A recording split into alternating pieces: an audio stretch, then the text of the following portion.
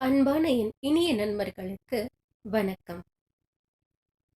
இன்று நாம் கேட்கவிருப்பது தி.ஜ. ரங்கநாதன் அவர்களின் சிறுகதை மரத்தடி கடவுள். ஒரு செங்கல் எப்படி கடவுளாக மாறியது என்றும் அந்த கடவுள் நிலையிலிருந்து தன்னை விடுவித்துக் கொள்ள அது கூறும் காரணமும் மிக அழகாக விளக்கியுள்ளார் கதையாசிரியர்.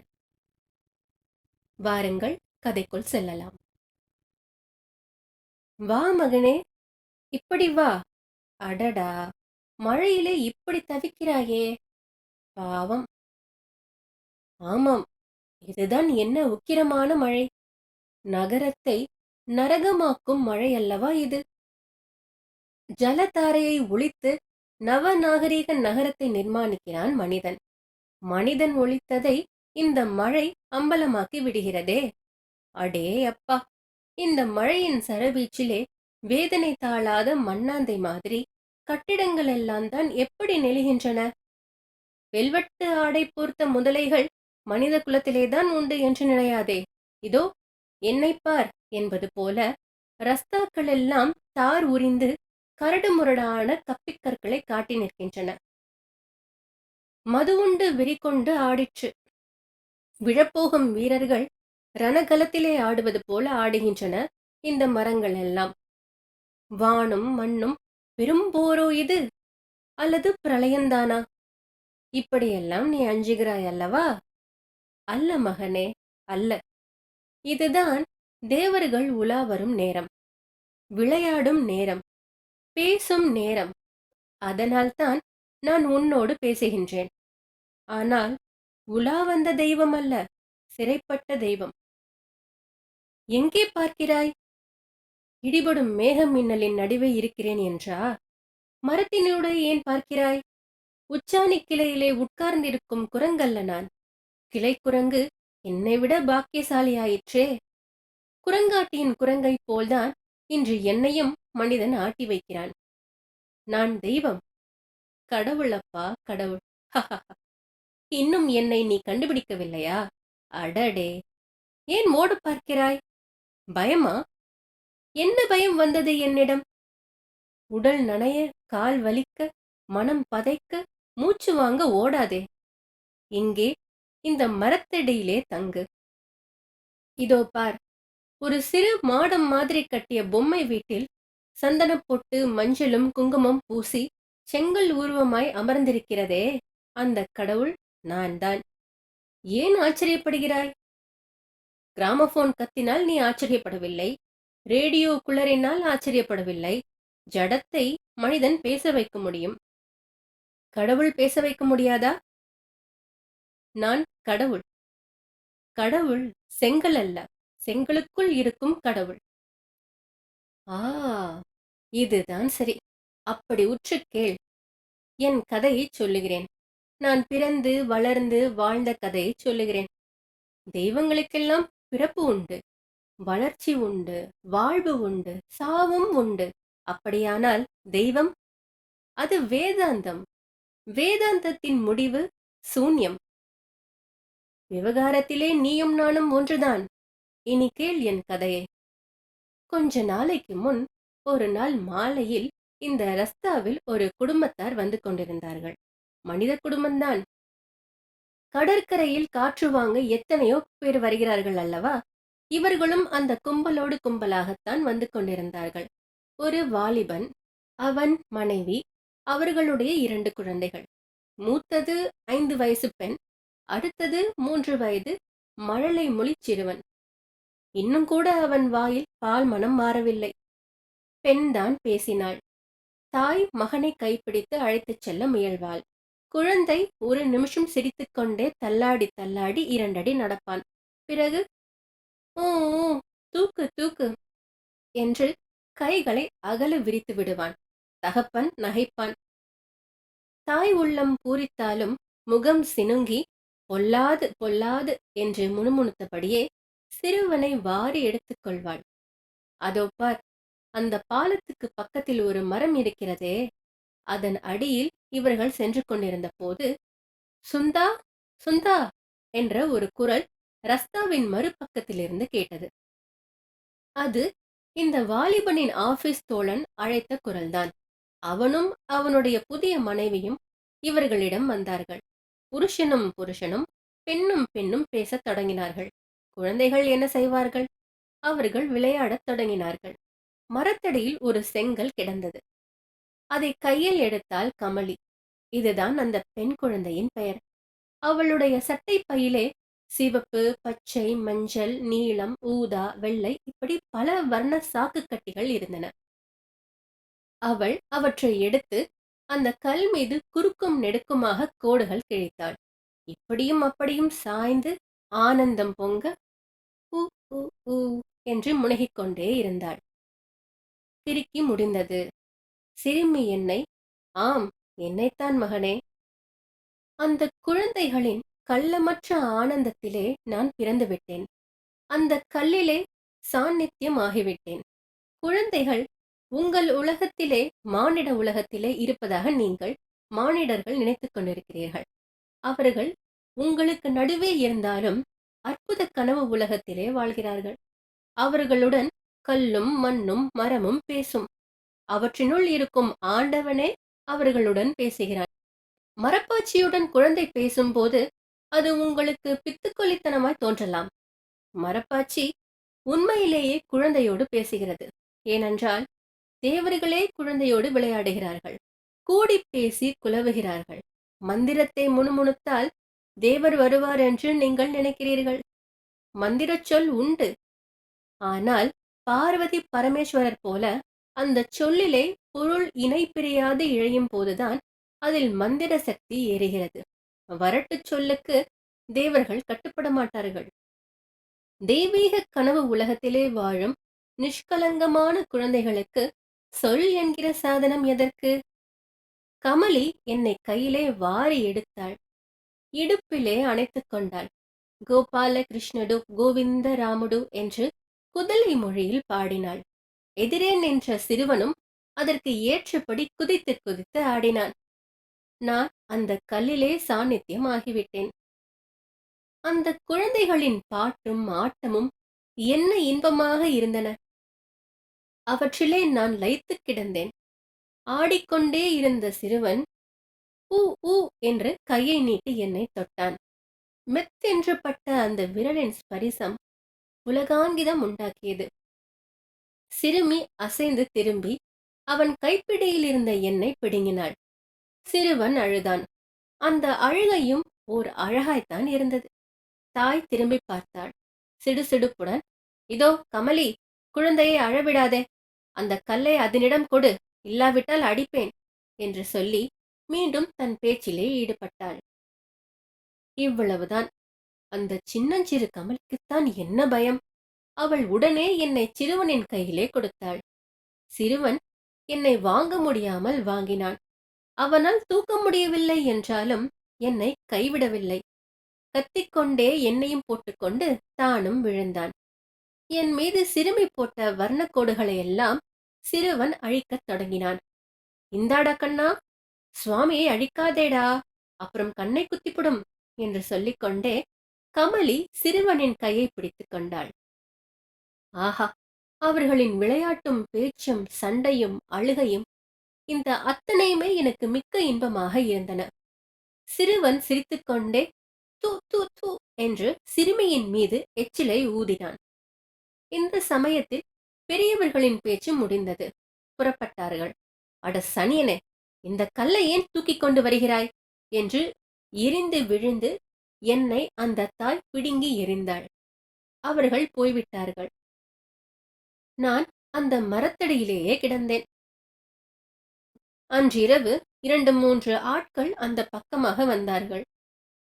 அவர்கள் அரைகுறையான கல்மயக்கத்தில் கியாஸ் பாடிக்கொண்டே வந்தார்கள். நிலா வெளிச்சத்தில் அவர்களில் ஒருவன் கண்ணில் நான் தென்பட்டேன்.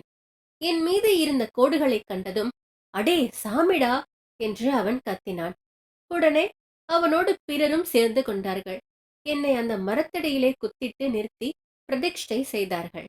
என் முன்னே விழுந்து விழுந்து கும்பிட்டார்கள். 2 நாள் சென்றதும் என் யோகம் வலுத்துவிட்டது.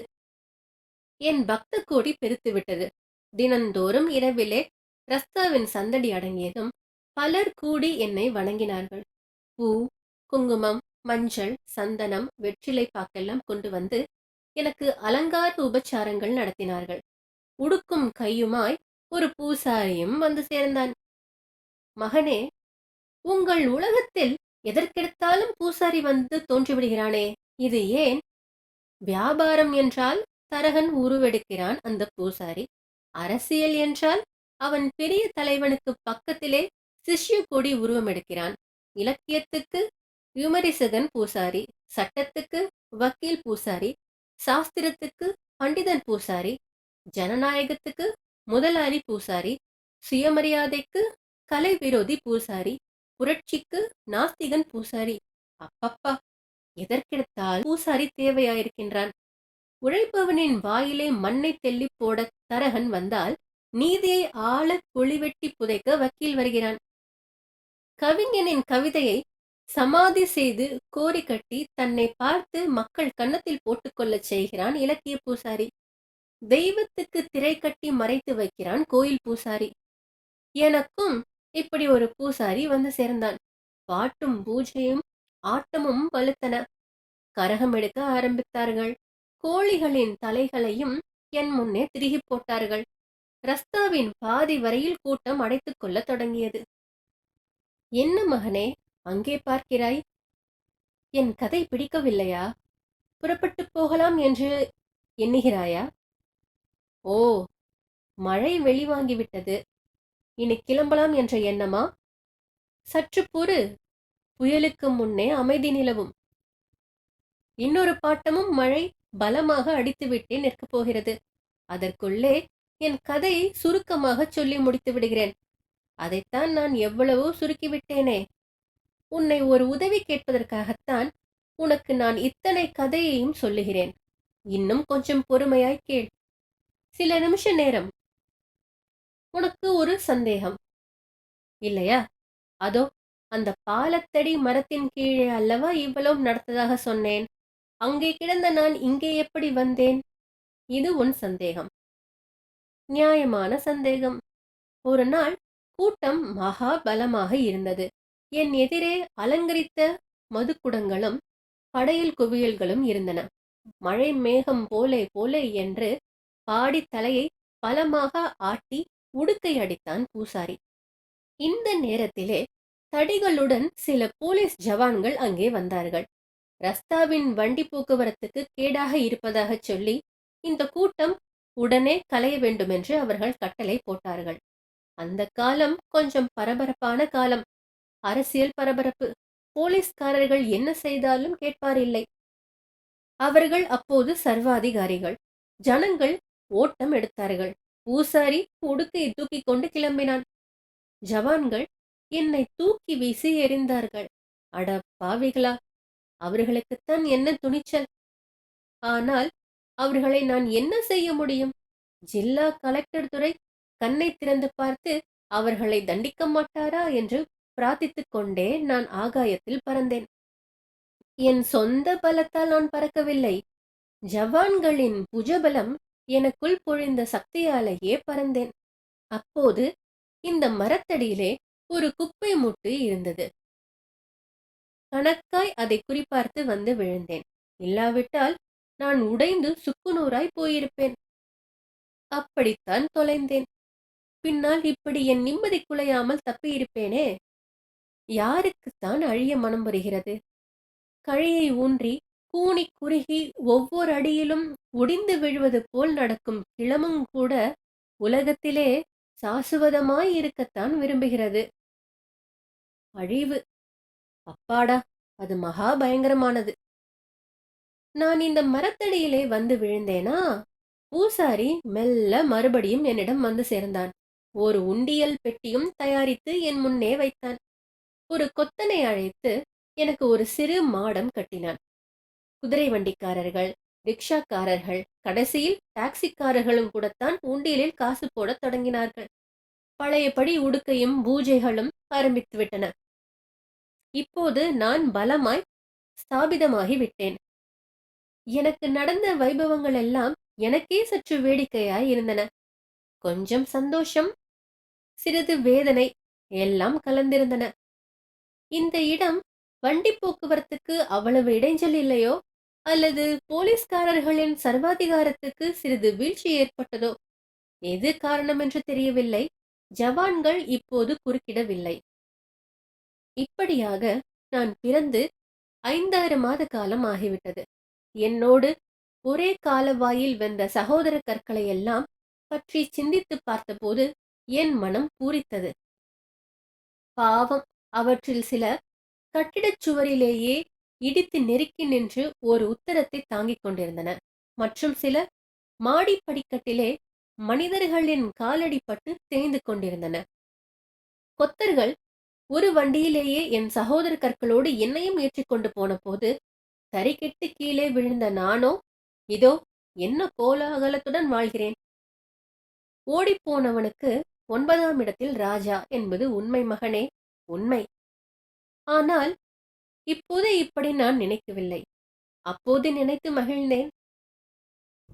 நான் பிறந்து 5-6 மாத காலம் ஆகிவிட்டது என்று சொன்னேன் அல்லவா? நான் எப்படி பிறந்தேன்?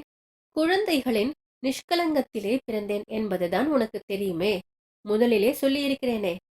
படைப்பின் ரகசியமே இதுதான். அறிவாராய்ச்சியிலே படைப்பு எதுவும் நிகழ்வதில்லை. அணுவை பிளக்கும் ஆயுதம் விஞ்ஞானியின் கற்பனையிலேயே பிறக்கிறது. கவிஞனின் கனவிலே பிறக்கிறது கவிதை. பிரம்மத்தின் மாயையிலே பிறக்கிறது பிரபஞ்சம். பக்தன் குழந்தையாகும் போது பிறக்கிறது தெய்வம். குழந்தையின் விளையாட்டே உன்னதமான பக்தி. என் பிறப்புக்கு காரணபூதமான அந்த குழந்தைகளை பின்னால் வெகுநாள் வரையில் காணவில்லை. வழக்கம் போல் நேற்றிரவு எனக்கு பூஜை நடத்தி கொண்டிருந்தான் பூசாரி. சுற்றிலும் பல ஜனங்கள் சூழ்ந்திருந்தார்கள். கூட்டத்தின் ஓரத்திலே அந்த வாலிபன் கமலியின் தகப்பன் வந்து நின்று வேடிக்கை பார்த்து கொண்டிருந்தான். அவன் கையை பிடித்துக்கொண்டு அந்த அழகிய சிறுமி கமலியும் தான் நின்றாள். அவளை கண்டதும் எனக்கு ஒரு குதூகலம் உண்டாயிற்று. அன்று போல மீண்டும் அவள் கையிலே போய் கொஞ்ச வேண்டும் என்ற ஆவல் உண்டாயிற்று. கோபால கிருஷ்ணடு கோவிந்த ராமுடு என்ற தேவகானத்தை மீண்டும் கேட்க வேண்டும் போல் ஒரு வேட்கை எழுந்தது. ஆம், இதோ அவளும் என்னை கண்டு கொண்டாள். அவள் கிழித்த சில வர்ண கோடுகள் 6 மாதமாகியும் அழியாமல் புடைத்த நரம்புகள் போல் என் மீது விளங்கியதைத்தான் கண்டாளோ? அந்த கோடுகளைத்தான் அழிய ஒட்டாமல் மீண்டும் அவற்றின் மேல் கொட்டி வர்ணசாயம் பூசியிருக்கிறானே பூசாரி, அவற்றைத்தான் அவள் கண்டிருப்பாள். அப்பா, என் கல்லு, என் சாமி என்று இதழ் விரிந்த மலர்ச்சிரிப்புடன் கண்ணை அகல விழித்துக் கொண்டே கமலி கத்தினாள். தகப்பனின் கையை திமிரிக்கொண்டு என்னை எடுக்க கூட்டத்துக்குள்ளே பாய்ந்தோடி வந்தாள்.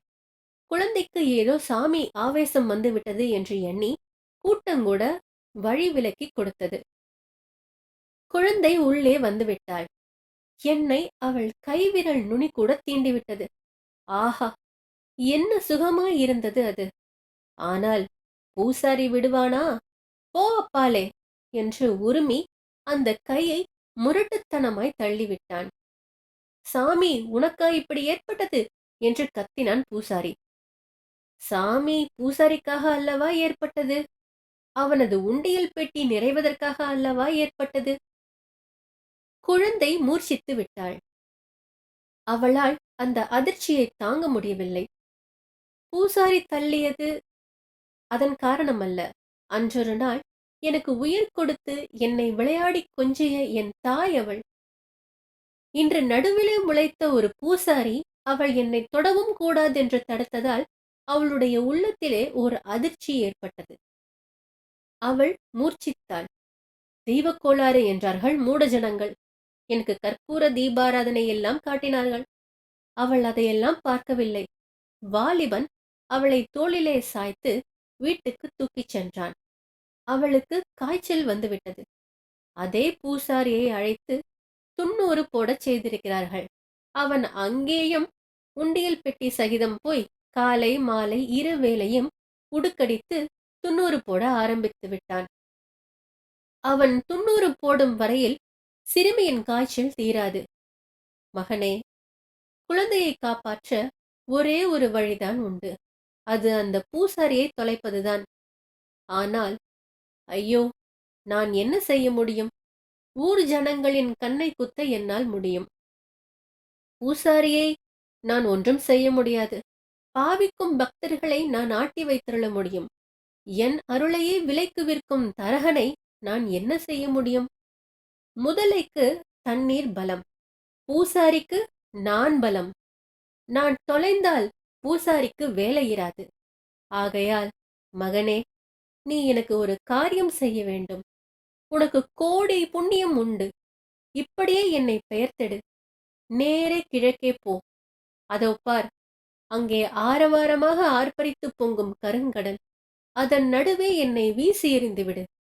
இதுதான் மகனே நான் உன்னை கேட்கும் வரம். இதை கேட்டதற்கு நன்றி. பிடித்திருந்தால் இந்த சேனலை சப்ஸ்கிரைப் செய்து உங்கள் நண்பர்களுக்கு ஷேர் செய்வோம். இன்றைய பொழுது இனிதாக அமைய நல்வாழ்த்துக்கள். நன்றி.